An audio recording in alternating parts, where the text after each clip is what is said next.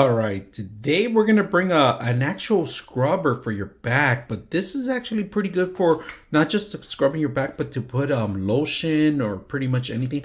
These are to put it in the hard to reach places. Now they give you this foam part, if you guys can see that, it's nice and foamy, and they give you 2 extra ones included, so there's 3 until you actually set it up properly. Now this is because it was packed well, and also it gives you an idea if you ever want to travel and take this with you. You can take it apart, and it's just twist is in there, and that's pretty much it. It does have a hanging area. I'm going to show you how much it could reach by demonstrating you on my back, right? So this is the long version of it, and look at this.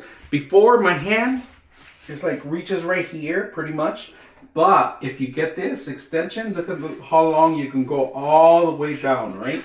So I'm gonna move back a little bit so you guys can see a little bit back my back, and that's pretty much it. This one works the extension of my arm plus more, so it's gonna give you that extra support for those that are, like, you know, hard to reach, especially as we get age and some of us get a little heavier, our hands get shorter.